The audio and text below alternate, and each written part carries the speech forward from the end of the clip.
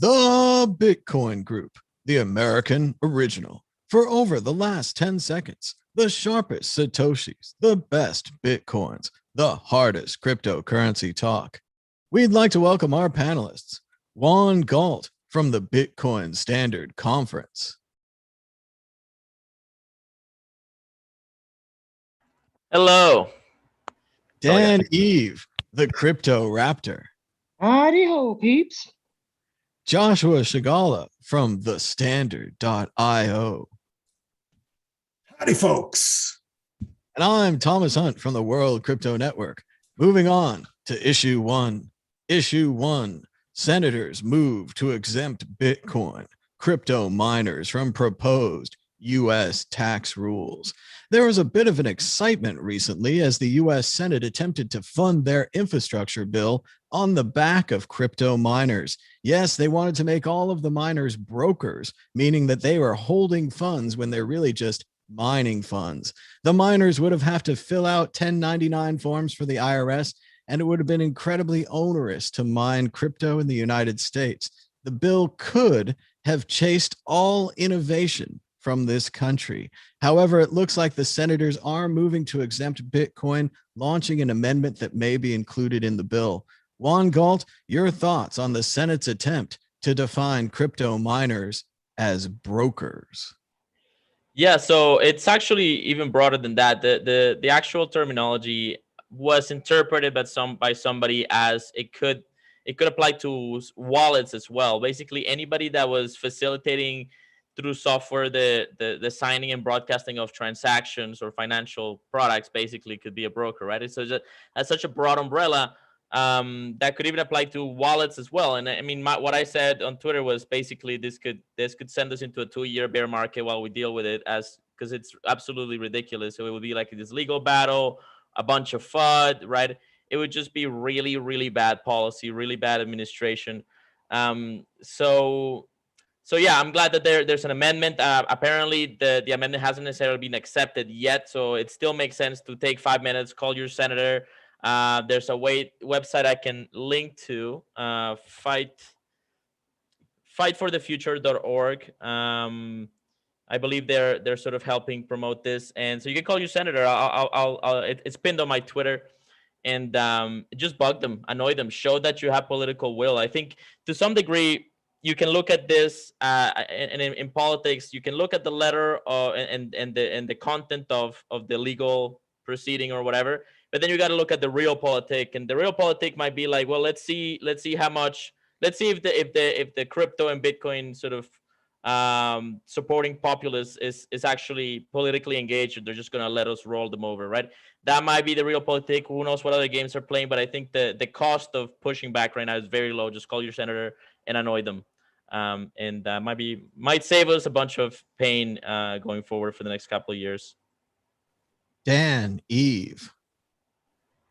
Well, I think it sounds pretty superb. As Juan said, it was pretty broad ruling, and apparently this could include now not just miners, service providers, developers, nodes, and even for non-Bitcoiners, the proof of stake validators, which is funny because on the bill there were lots of people like fudding proof of work and saying that it's going to boil the ocean.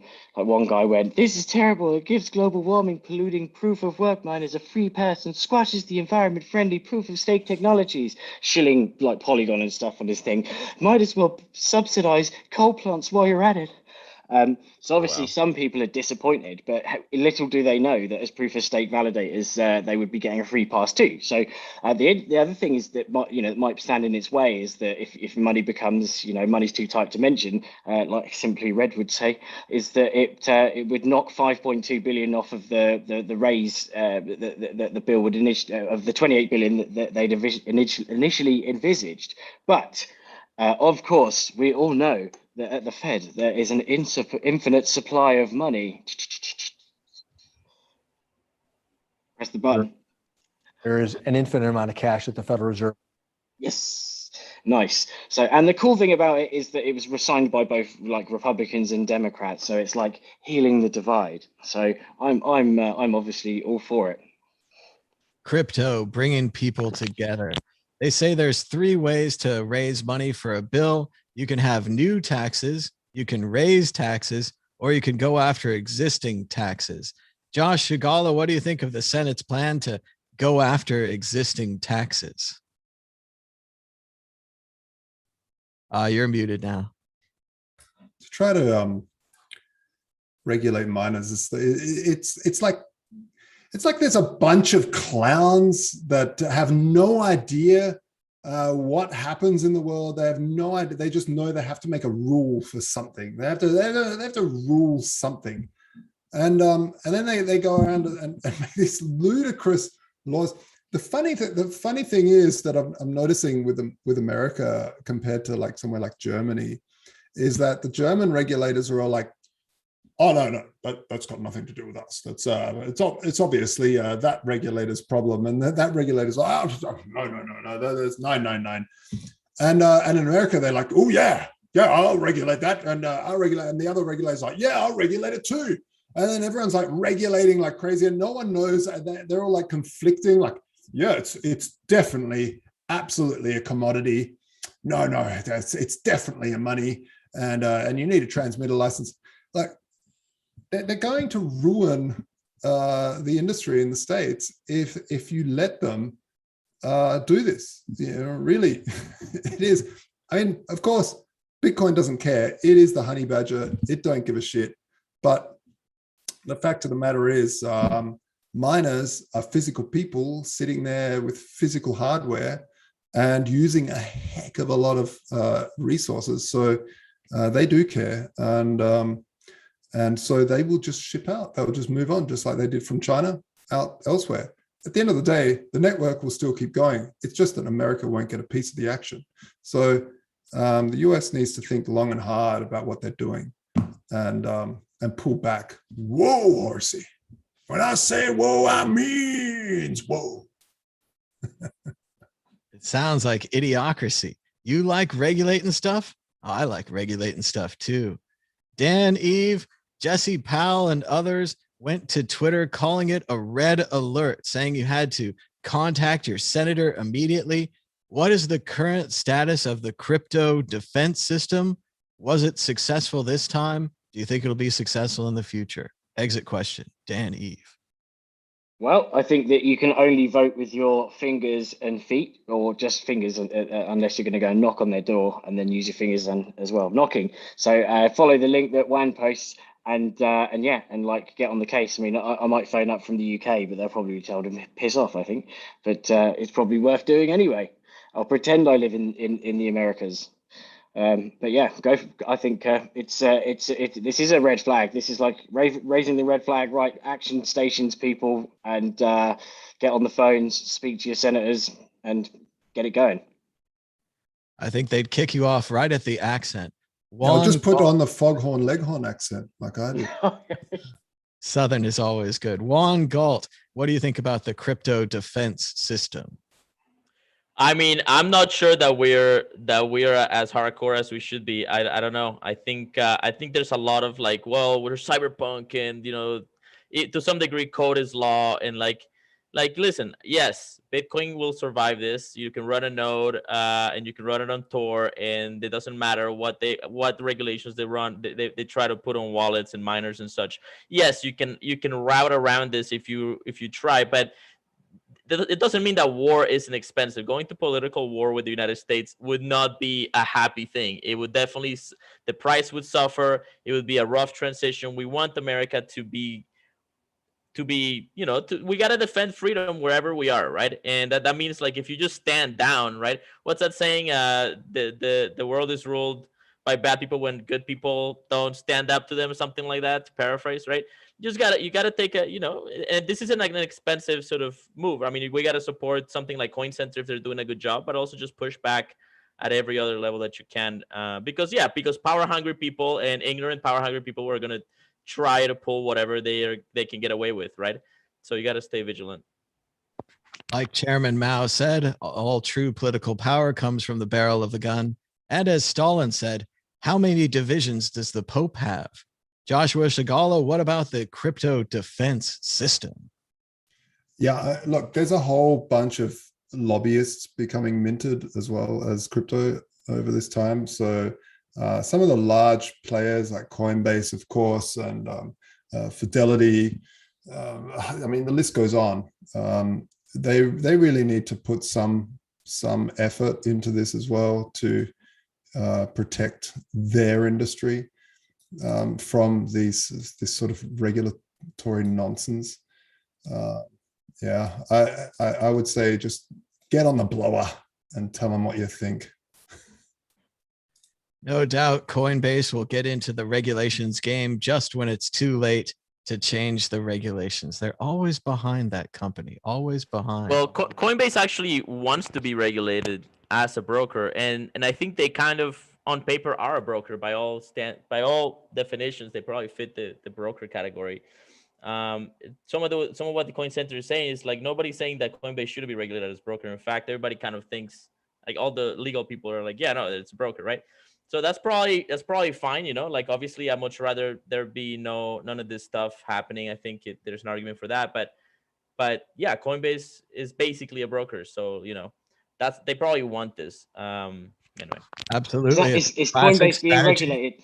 If Coinbase can get in there first, they can establish the regulations and use them against their competitors who won't have the money. Dan, go ahead. I cut you off.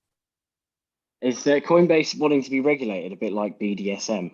I wonder what their safety word is. Dogecoin. Just look at the Dogecoin chart. Moving on to issue 2. Crypto market price suddenly soars toward $2 trillion. Could Ethereum be about to flip Bitcoin? Ethereum's major upgrade, codenamed London, hey, I've been there, went live earlier today, helping the Ethereum price record gains of 20% over the last week and sending the price of Bitcoin back over $40,000. The Ethereum price boost, pushing Ether tokens towards $3,000, has caused the combined crypto market to climb to almost $1.7 trillion, up from recent lows of $1.2 trillion in July. Juan Galt, or let's see who went first. Dan, Eve, the Bitcoin price run up, the Ethereum price run up. Is this a bull market again? Is everything fine? Also, reminder to everyone at home to give us a thumbs up. You should just reach down, push the thumbs up button, and then we'll stop asking. Thanks. If you don't push the thumbs up, then Craig Wright will be declared by the courts of Satoshi. So do it now. Oh no! Yeah, quick thumbs up, quick everyone, quick. So I think obviously, you know, but if the prophecies foretold are true, then we're on our way to the sort of 100K plus marker, you know, the stock to flow in that, and which you know, I'm a believer. I think that would be pretty darn awesome. I think, what is it, 1.7 trillion, like the market cap is total is back up. Obviously there's a lot of crazy coins in there that, you know, maybe slightly overinflated. But the Ethereum, the upgrade's pretty interesting because they have changed the fee structure, and you know, I must admit I use it for stuff, you know, not like random little thingies and ding dongs, and it's meant to be simplified, although so far it does seem a little bit more confusing to me. Maybe it's just me. I actually kind of got used to the old Gwai thing, but like the Fed, you see, Ethereum has an unlimited supply, right? There's no cap on it at the moment. So I mean, this article was about whether it will actually flipping the Bitcoin, and technically, if they just keep on printing forever, then it could potentially actually happen. But it's unlikely to. But you know, I think that the interesting thing is from that article is that it said about the number of active addresses is more than Bitcoin for the first time.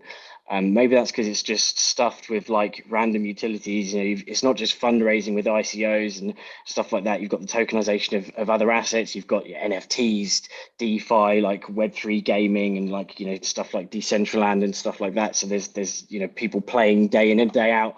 And even just, you know, if you're staking something and then compounding it, you know, it's quite addictive to be like to go and, you know, stake and then claim and then compound and then, you know, on a daily basis. And yeah, so I think that it's you know, it's got a lot of utility. Will it ever flip in Bitcoin? I kind of hope not, because I think Bitcoin is king, and it will surpass anything that Ethereum can throw at it. But yeah, it's an interesting game. I can't wait to see if it will ever happen. But the sort of the DeFi space move into Bitcoin, because then I think it will really explode. Josh Agala. It's an amazing upgrade. I really like it. I like what Ethereum's doing. I think it's kind of really, really interesting in terms of experiment.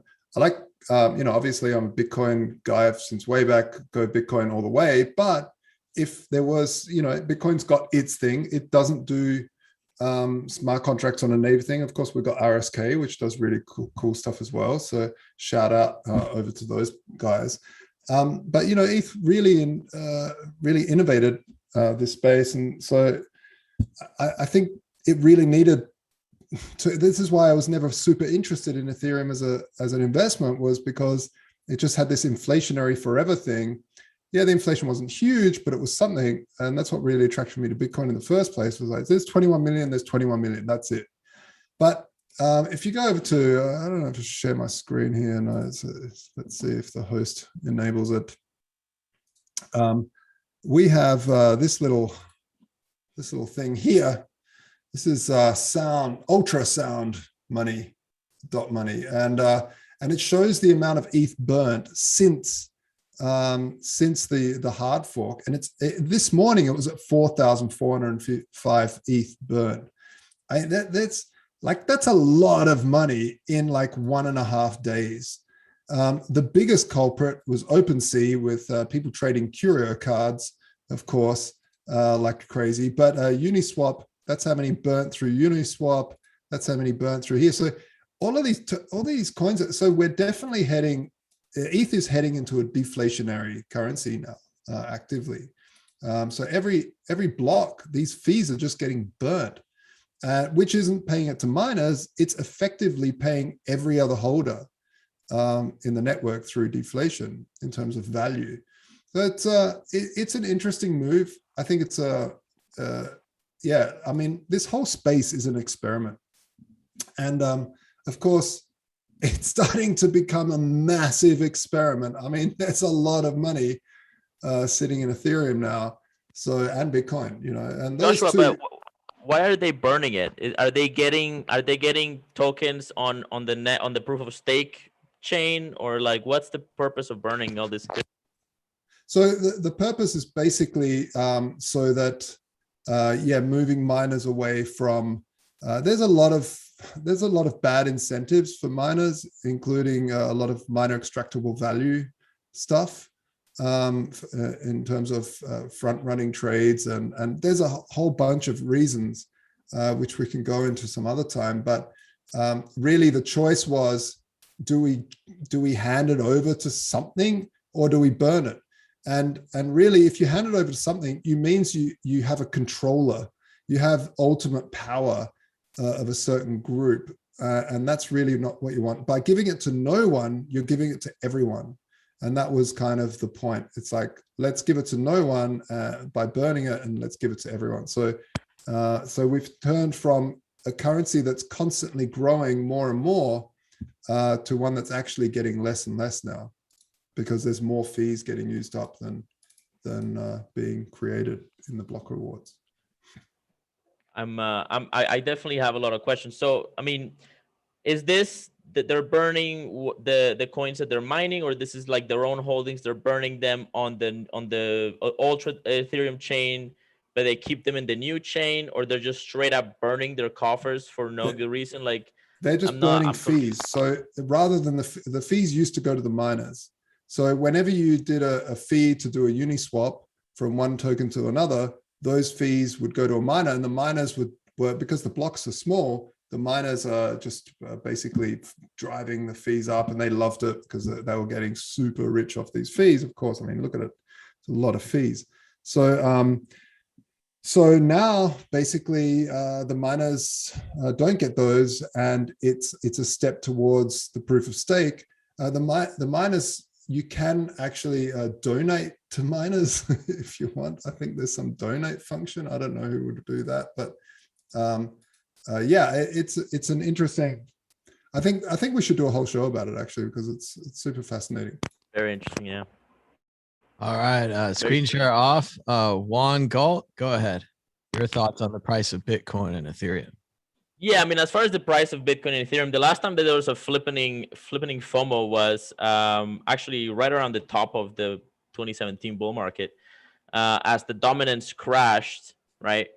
That's when the all-time high came, and then as the dominance recovered, the price crashed.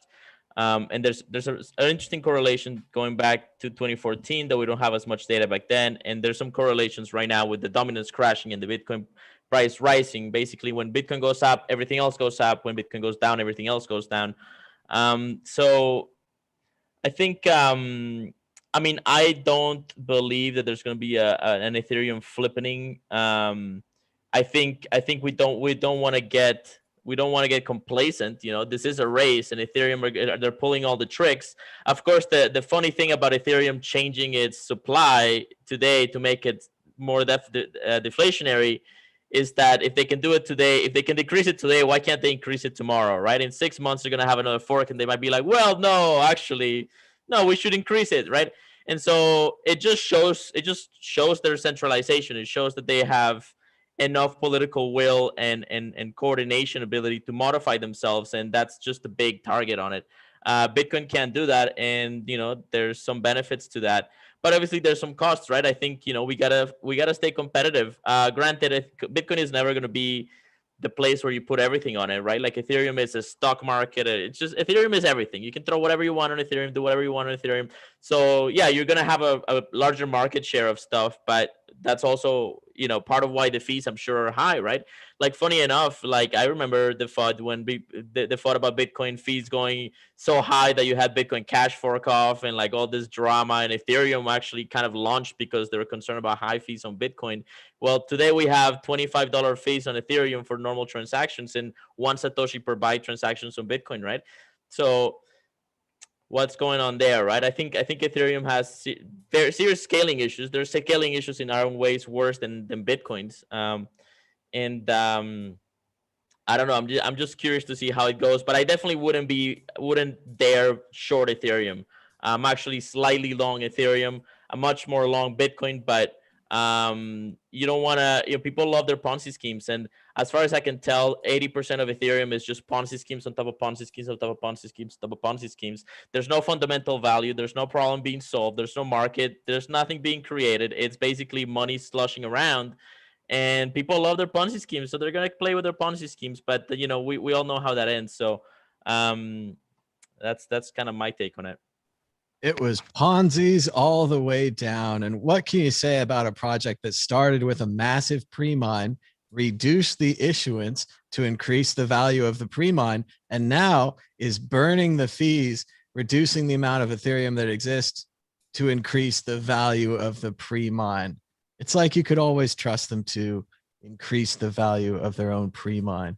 Moving on to the exit question, competing against the predictor of predictor, prognosticator of prognosticators, the magical Bitcoin 8-ball. Dan Eve, the price of Bitcoin this time next week, higher or lower? You're muted. I'm going higher. Josh Segala, higher or lower? I'm going higher. Up. On Galt, higher or lower? Bitcoin, I think we're gonna go test like 50K, and then we'll see where that goes. Higher with a number. 3 against the ball. What will the ball say? Yes, definitely. The price of Bitcoin is definitely going higher. Check out shop.worldcryptonetwork.com, where we're having a sale. That's right. How could you ever make any money at these prices? Well, that's because we won't make any money. We've turned the merch store into non-profit. You can get t-shirts for $13, mugs for $8, and that's about it. Check out the World Crypto Network store at shop.worldcryptonetwork.com. Everything is on sale. This is as low as it will go. If it were any lower, we would be paying you to buy it. Issue 3, Nigerians moved nearly $40 million in P2P Bitcoin trading in 30 days. Despite the ban in early 2021, Nigerians are trading millions of dollars worth of Bitcoin in peer-to-peer markets every month. The Central Bank of Nigeria may have prohibited financial institutions from dealing with Bitcoin, but that hasn't stopped the Nigerian people. They seem to be blowing up and using Bitcoin to trade. Joshua Shigala, your thoughts on the sudden takeoff of Bitcoin in Nigeria? Actually, it's not that sudden. Nigeria's been really loving crypto for a long time, and actually, a lot of countries on the continent were heavily into crypto. So, and obviously, mostly Bitcoin. So I went to an online DeFi conference on the weekend, gave a talk there, and literally so many Nigerians interested. Really was, and the sad thing is that they had this very scammy culture for so long that really hurt a lot of other countries also in Africa, because people would just generalize and say, "Oh no, it's from Africa. No, you get scammed," and that's really unfortunate, because it's in a massive continent with a lot of people, and Nigeria is a massive country with a lot of people. It's just a few bad eggs that spoil that broth, and so it's really unfortunate that name Nigeria. As soon as you hear Nigeria, you get scam, and this is a really terrible brand for the Nigerian people, because there's some really amazing talent in Nigeria. There's some really strong-willed and forward-thinking people there. So. I hope that they can turn that brand around to be helpful and build great products that don't scam people, and you can proudly say "made in Nigeria" without people going, "Ooh, dodgy."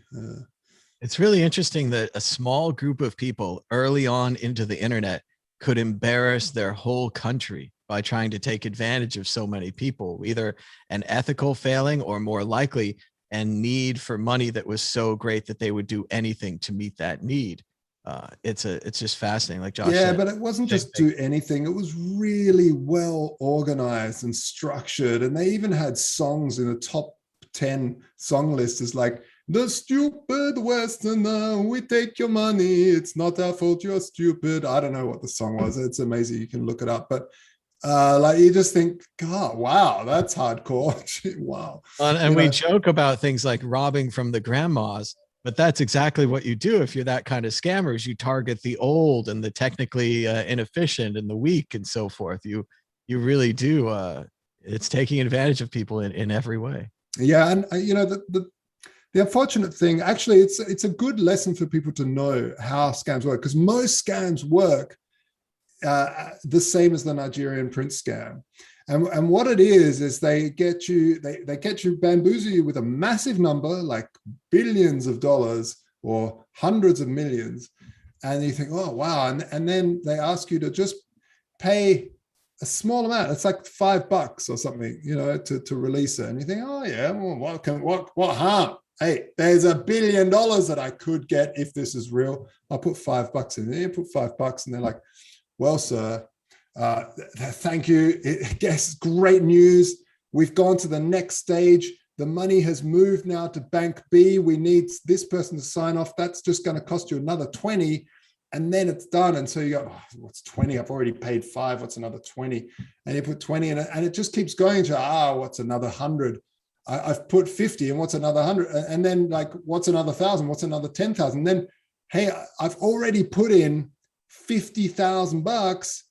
I'll just mortgage the house because we're nearly there. Like the king's prince's uncle has signed off.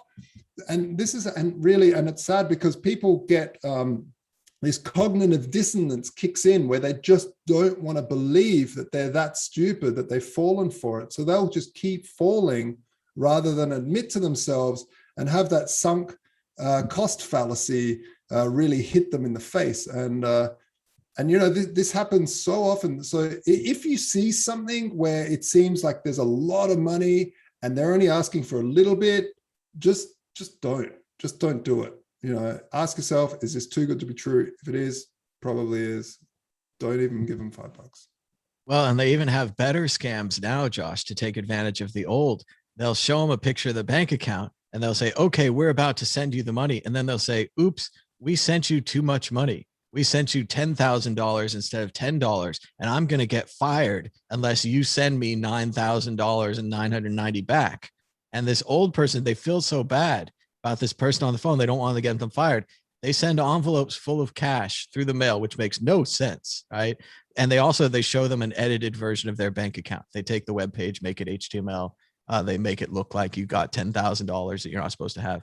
And again, always against the old, always against, idiots or the poor or the stupid, all that kind of thing. Like there's some great YouTube videos of scammers scamming scammers, or not, like scam catching, and it's just hilarious. If you type in like angriest scammer in the world or something, it's really funny because these people pretend to be old people, like, oh yes, honey, I can, and then it's really quite funny. Probably one of the best things we can do is just keep them on the line, just waste more of their time. Just hold on a second and just make them wait. Yeah, there's a guy, one guy that does that on YouTube. He basically just keeps them online for like 12 hours just doing stuff, and it is quite funny. And then he edits the video down to watch it. But it's super hilarious. And the thing is, that guy has now built a bot that uses AI to determine and he pre-records all this stuff and basically answers, and hang on, which button again? And the bot just repeats all these, and it's just there to stall the scammers so they're not able to scam real people. If we had enough honeypots, they'd all go in there, but there's too many scammers. Yeah, Dan, but I just want to quickly to end that off by saying, Nigeria is an amazing country with a lot of talent. There's a few people that are really spoiling it for everyone else, and that's not, we shouldn't just generalize. It's never too late to change the name of the country. It could be Cyber Future Delia. Dan, Eve, your thoughts on Cyber Future Delia's new Bitcoins? I think it's cool. Bitcoin's been booming there for a while, even after the last time it was meant to be banned, because now they're just like reinforcing the original ban, right? They kind of said we're banning it, and then they kind of, they kicked off a bit, and now they're kind of revisiting that again, which is a shame because, again, when I first got into Bitcoin, it was all about like Bitcoin is the international remittance like savior, the fact that you could, sending, especially to Nigeria, I think the two biggest places remittances from the UK at least to India and Nigeria, and the fees that they get charged are insane. And so this, Bitcoin was gonna save that problem. So it's cool that it is still banking the unbanked. Obviously, what would be interesting to know, I don't know if you can even find this out, but it's not just Bitcoin, but maybe they're even trading Litecoin. Whoa, Lightning, whoa. So Lightning, what the impact of Lightning is over there, and are there any kind of Lightning? Are there Lightning exchanges? That would be kind of cool. I don't actually know myself, but it's good to see that it's making a change where there are a lot of unbanked people. Talking of idiots that get scammed, I'm one of those people that almost got scammed, but this is a really intricate way. So I had a flat, I had a room for rent, and they sent me a check for like $3,000. And then about 2 weeks later, cleared and everything, perfectly cleared. And then about a week later, the guy phones up. It was meant to be a French lady, you see, called, I can't remember her name, but, I was thinking the picture was like this dainty French lady who's like an exchange student is coming over from France, and I'm going to send my stuff.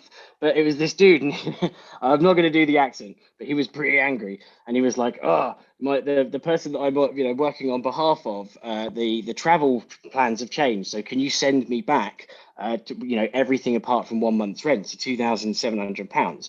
And just before I was about to do it, my dad was like, nah, that sounds dodge. So I phoned my bank and they were like, no, the check's cleared, it's fine. And my dad was like, nah, sounds dodge. And then I phoned the police and they were like, no, the check's cleared, sounds fine. And my dad was like, Nah, and then I thought, oh, I remember the company. It was like I can't. I'm not going to say what it was, but it was an English teaching school, actually. And I phoned phoned the company, and then got put through the director, and they said, oh, you're like the second or third person we've heard from like this week. Apparently the guy had lost his checkbook, and it was eventually found actually in Scotland somewhere underneath a bench, and so. I obviously phoned the bank, and what they did was, this is totally illegal, by the way. They just took the money out of my account, straight out of the account, like nothing.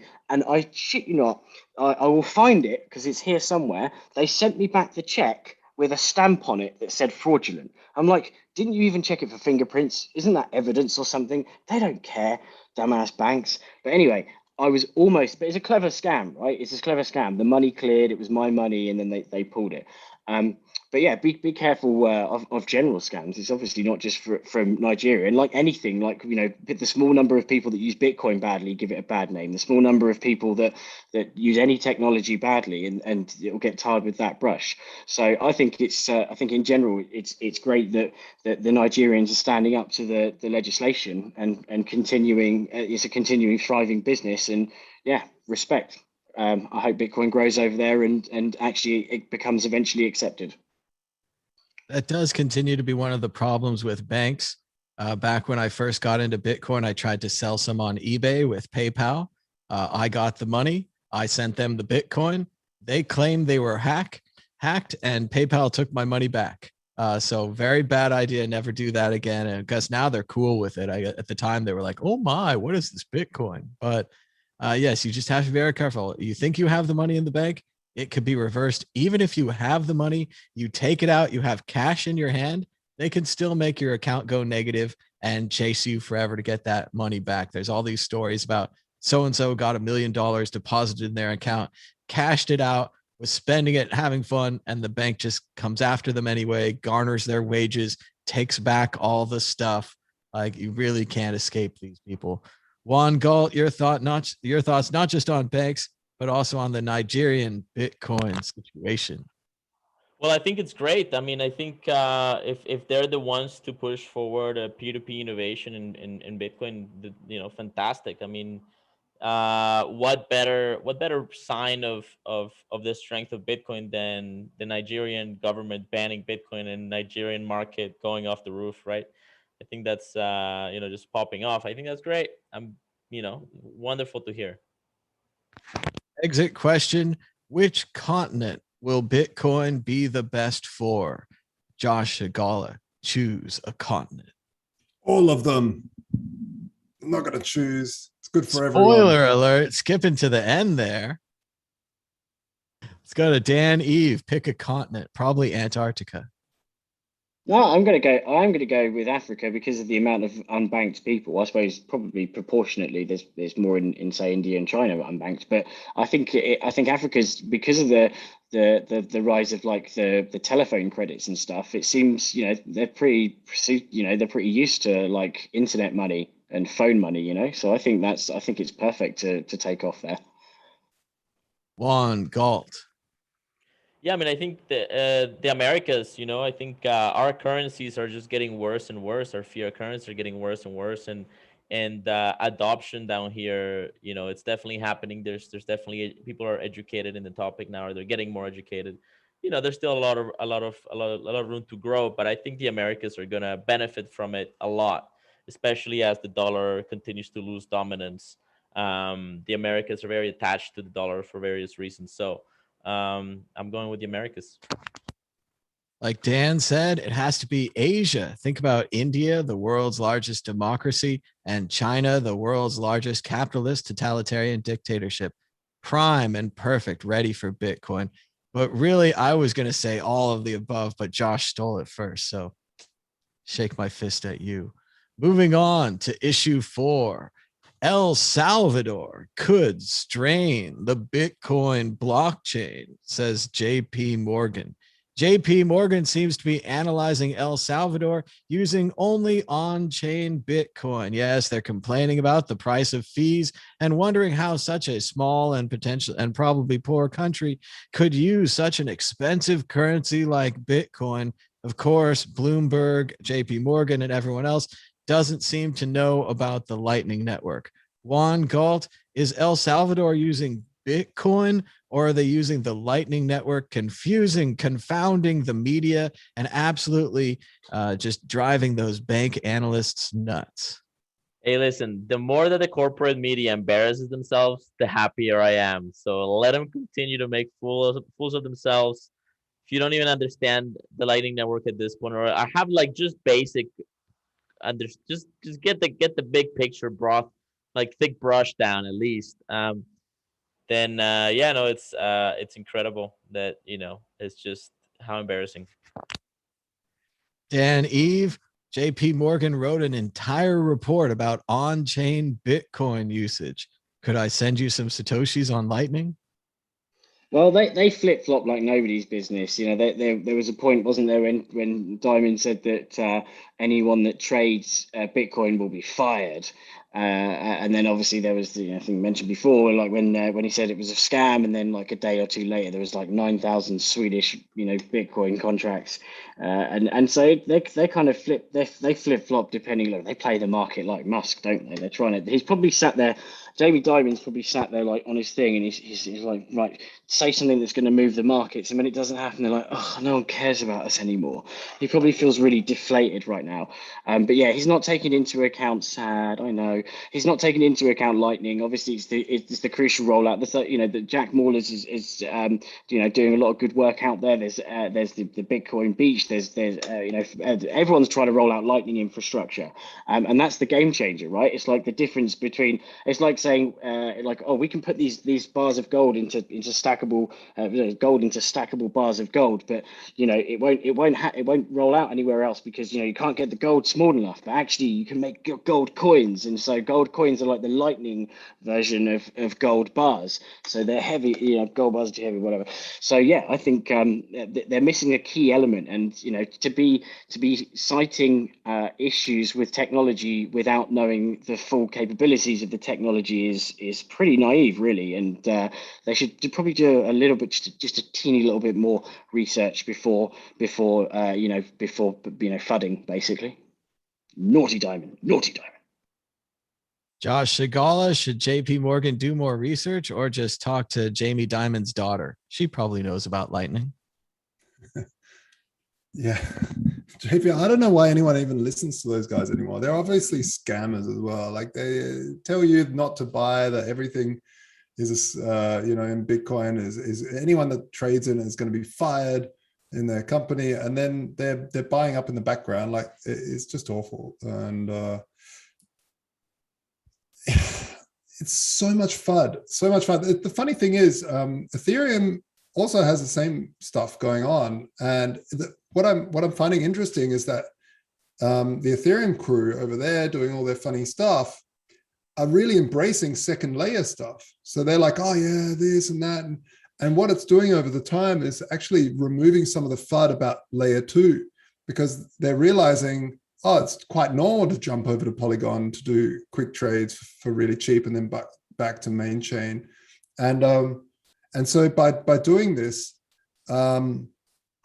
there's a whole lot of education that's happening on the other chains about why the second layer is good. Obviously, JPMorgan isn't keeping any pulse on any of the system. They just blathering like that, sort of blathering. And can you just be quiet, JP? Like, seriously, just go back and play with the toys again. Exit question. When was the last time you used the Lightning Network, and how did it go? Juan Galt, are you with us? Yes, I am. How did it go? When's the last time you used the Lightning Network? Did it go well? Yeah, like yesterday, I paid somebody $20 for getting me. I think they got me bacon or something like that. They just went to the store, and I was like, yeah, sure. Easy mode. I've been using it for a while, testing it. The Phoenix wallet is fantastic. I highly recommend it. Dan Eve. I used it to pay back someone from the Mallorca Blockchain Days conference, which I'll blabber about briefly in a bit. Josh Shigala. Yeah, I use Lightning all the time. Like literally all the time. I don't, when was the last time? I think 2 days ago. Yeah, 2 days ago, a friend of mine bought a beer and I paid him back in Lightning. I love it. I got some sats in Strike and I sent them over to Wallet of Satoshi. I'm still trying to figure out how to use Strike to buy Bitcoin. I think some kind of Bitcoin tab has to appear. I don't know. It hasn't happened yet, but Lightning Network worked great. Piece of cake, low fees, great for small transactions. I think we're running out of time. Just like to remind everyone to check out the WCN Clips account, WCN Clips on YouTube.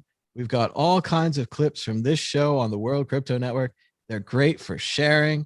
Maybe you could watch a small clip and then convince someone to watch the whole show. WCN Clips on YouTube. And now, predictions or story of the week. Juan Galt, are you ready with a prediction or a story of the week? Yeah. My prediction is that NFTs, in particular rare pepes, are going to get ridiculous. The first NFT ever made, the Nakamoto Rare Pepe, sold for like $80,000 to the day, 33 Ethereum. It's been sold also for a couple of Bitcoin, I think. And anyways, I think NFTs are going to be the next big thing. And there's going to be a lot of bullshit and a lot of interesting stuff happening. Yeah, that's my prediction. We're not done yet. Very cool. Shout out to Rare Pepes. They're rare and they're old. Dan, Eve, a prediction or a story of the week.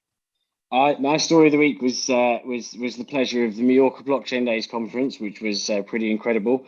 There's some amazing speakers there. There was Thomas, the Election founder. There was Amir Taki, Joshua, obviously of the Standard, which I loved. I love that video of the crane on the water that's being stabilized whilst being stabilized and moving. That was really, really cool.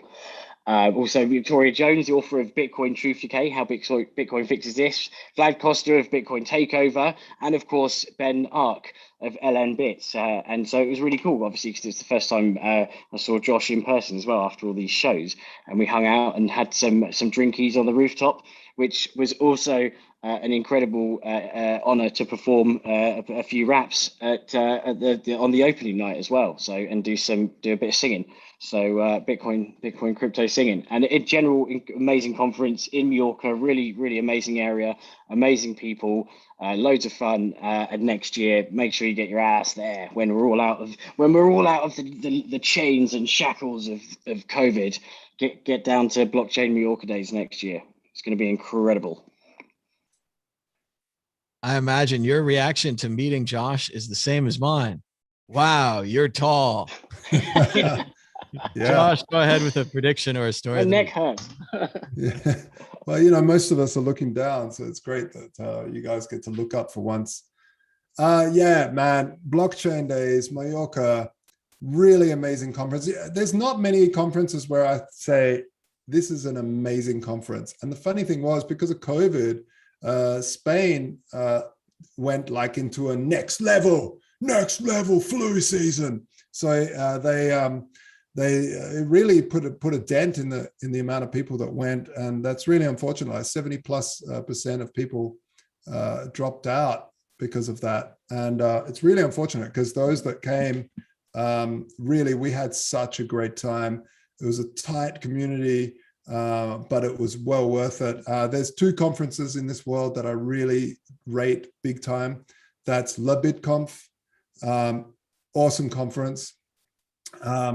And this one was amazing. I've heard really great things also about the Bitcoin Standard Conference from Ugly Old Goat. And those three, I haven't been to that one, so I can't testify personally, but Blockchain Days, Mallorca, really next year, put it on your calendar because it's well worth it. Always top quality people, top quality speakers, and a hell of a lot of fun. They get all the talks done in one day, and then it's things to do. Get on a boat with all these Bitcoiners. Watch out that your Trezor doesn't fall overboard, because that's what you definitely don't want that. But they don't float, and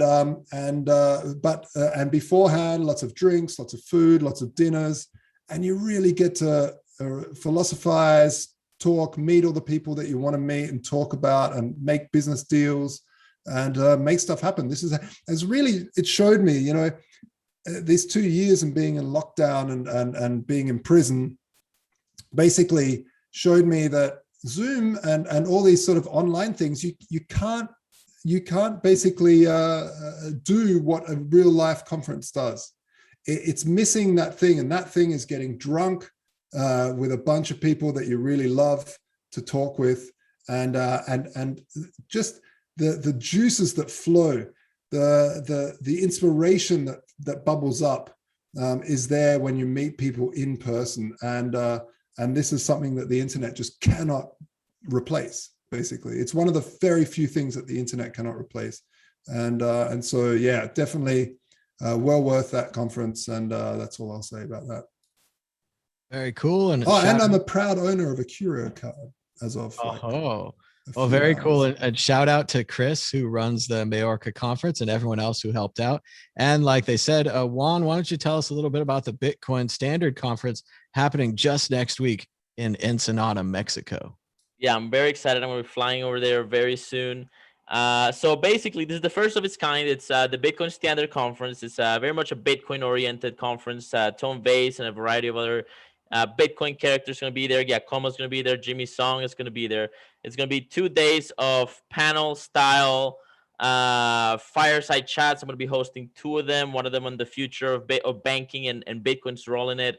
If there's an interplay there or not, how is that going to work, how it's going to play out. Also, the politics of Bitcoin, internal and external, I think it's going to be very interesting as well. But the reason you're seeing off-road vehicle driving on the desert right now is because there's 2 days of conference and then 1 day of driving Baja 1000, Baja 500 style vehicles on the desert.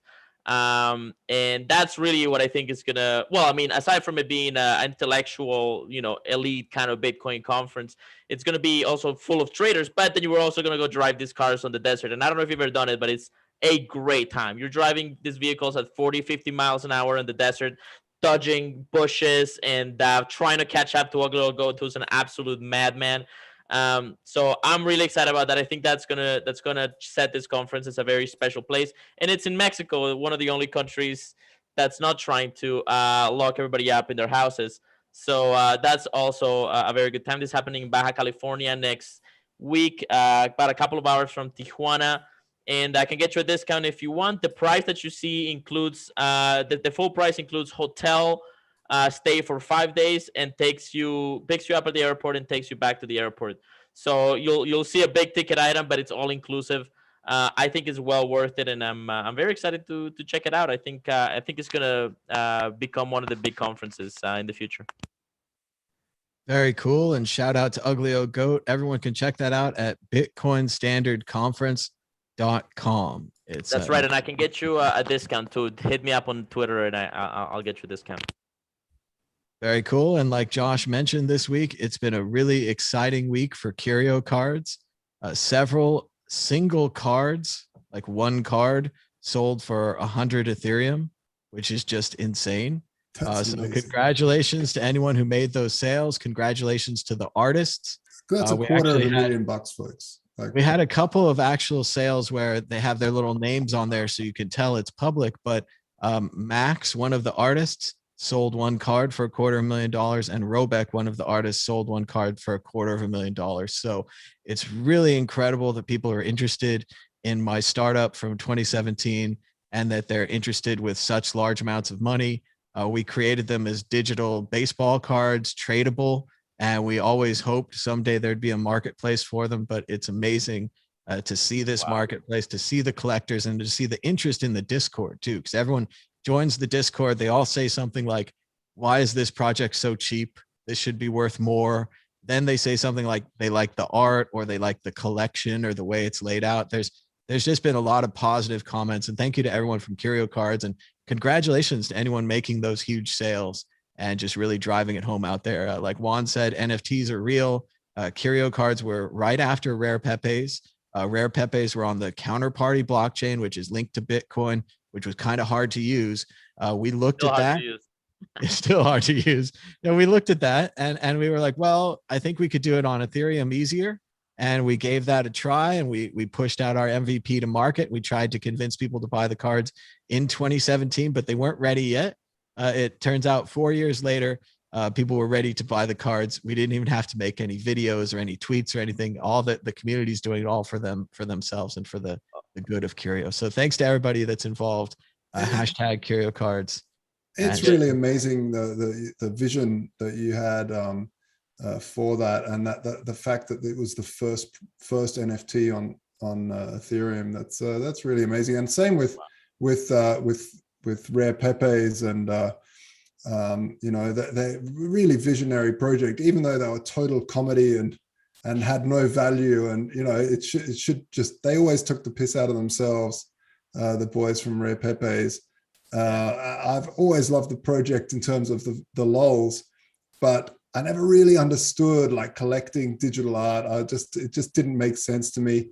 It's starting to make a little bit of sense, but at the end of the day, I think it's more of it's sort of a hype collector. Like, humans are weird. They love to collect. And actually, just want to say, one person the other day said to me, why will Bitcoin have any value? Because there's so many different blockchains and the technology will get better. And really it comes down to, it was the first. And people love to collect the first. If there's plenty of reasons, don't get me wrong. This isn't the reason, but it's one of the reasons that people go, wow, I've got one of the first crypto, I've got a section of the first cryptocurrency ever invented. And so it's sort of got collective value as well. Yeah. Well, I just want to say, like, I've been playing with this NFT stuff for a while too. Like, obviously the market is pulling me back into it because I made one of the rare Pepes, and now people are just going mad over them. And so it's pulling back in. I'm having a great time with it, but I totally sympathize with people not understanding what the heck an NFT is. It's like, I still struggle. It's like, okay, why though? Why? But I think one of the things I'm concluding is that we have this weird trinket collection instinct, and the rarer and the funnier and the more we like the art, the more the art speaks to us, even if it's not like Picasso level stuff, right? Like, some of these Pepes, I find them really funny, genuinely hilarious, and some of them just like I glaze over. I don't get them, but somebody else is like paying real money for them. But this collection impulse is very strong, and obviously they're like fine wine, the older the better, right? And so and people are digging them and flipping them and collecting them, and real art collectors are getting in. And but there's also something else. Like, I think they can function as proof, like fandom, proof of fan, right? Like, if you buy somebody's NFT, you can prove cryptographically that you own that NFT, and that can give you access to a particular artist, for example. And that's I think as an access token to niche VIP environments with the artist, with the celebrity, with the influencer. That is genuine value. That's a key to a door. And I'm excited to play with that. I might play with that a little bit, but I think we're gonna see a lot more of that. And you know what? Art is one of the most profound aspects of human culture. So this is really interesting. I could see that happening very soon, Juan. From now on, you'd have to have a Mad Bitcoins number 20 card if you want to email me. No one else can email me. You have to go through that. Yes, I'm in. Yeah, we got to make that easy to do, but I think it's just low hanging fruit, man. But like Juan was saying with Rare Pepes, it's even just the name Rare Pepe, and of course Pepe himself and all of that checkered history. It just sounds funny. It sounds silly. I remember when Theo told me about it the first time, we didn't even think it was a real project. We just thought that Theo had created in his mind these imaginary Rare Pepes, and he started answering every question with Rare Pepes. We'd be like, what's the price of Bitcoin? He's like, Rare Pepes.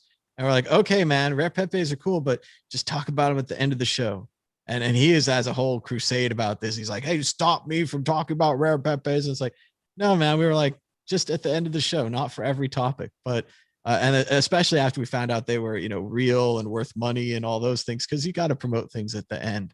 But remember the historic story, the craziest thing, and again, this is probably apocryphal. This probably isn't true, but Chris DeRose and Junseth, they had this great show called Bitcoin Uncensored, and they were really uncensored. So sometimes people didn't like it, and sometimes it wasn't a great show. I love that show. They pushed the boundaries every time, right? Yeah. Hate them or like them or hate them or whatever. He always got some interesting stuff. And the rumor on the internet was that Junseth had bought these rare Pepes early, that he talked about them on the show, and he promoted and promoted and promoted, and then he sold them to buy a $35,000 kitchen upgrade, was the rumor on the internet. I don't know if it's true.